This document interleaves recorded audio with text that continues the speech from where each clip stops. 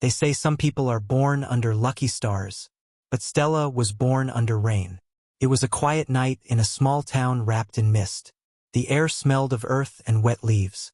And as her mother labored in a little clay house, the heavens opened.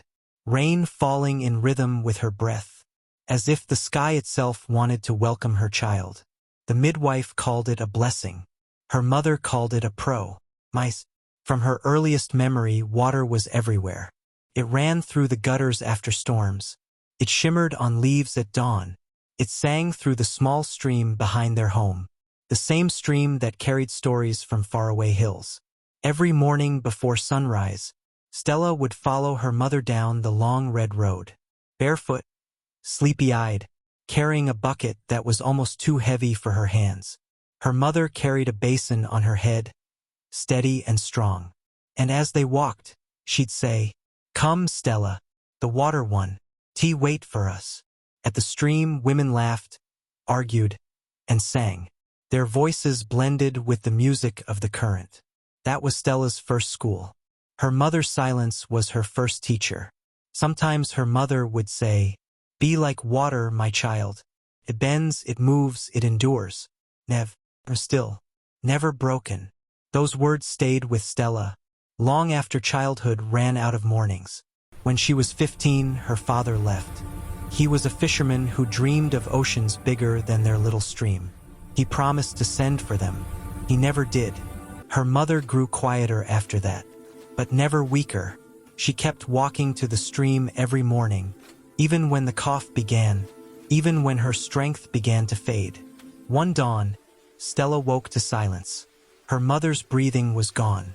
The room was still. The world felt empty. That morning, she walked to the stream alone. She knelt by the edge, and for the first time, she cried into it. TRS meeting water. Grief meeting memory. She left home at 19. The city was loud, chaotic, alive. Cars honked. Vendors shouted. The air smelled like smoke and stories. She worked wherever she could. As a cleaner, a cook, a shop girl. She learned to wake early, to work hard, to survive. And at night, when her body ached and her heart felt hollow, she'd whisper herself, "Be like water. Bend, move, endure." Every Sunday, she walked to a little stream under a bridge, sat by the edge, listened. It wasn't home, but it reminded her of who she was. It was there she met Daniel, a quiet man with kind eyes, a mechanic who fixed engines by day and hummed old songs at night.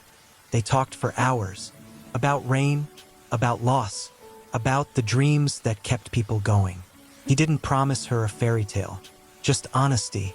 And for Stella, that was enough. They fell in love slowly, like two rivers merging, and they married. The rain fell again.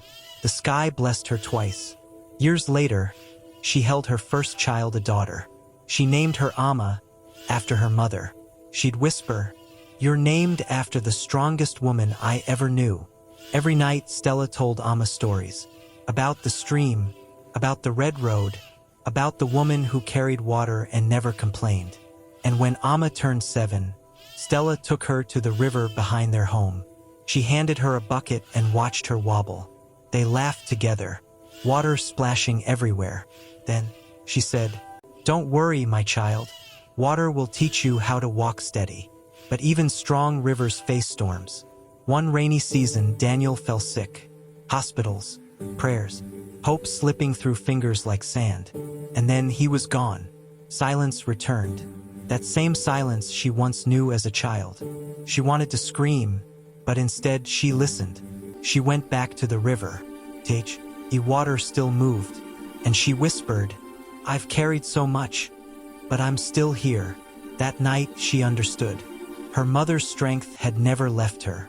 It was living through her, flowing through every drop of her life. Now Stella is older, her hair gray like clouds before rain, her hands lined, her eyes bright. Every morning, she waters her garden before sunrise. She hums old songs. She listens to the war. LD wake up. Sometimes she closes her eyes and hears her mother's voice again. "Be like water. When the rain comes, Stella doesn't run for shelter. She steps outside.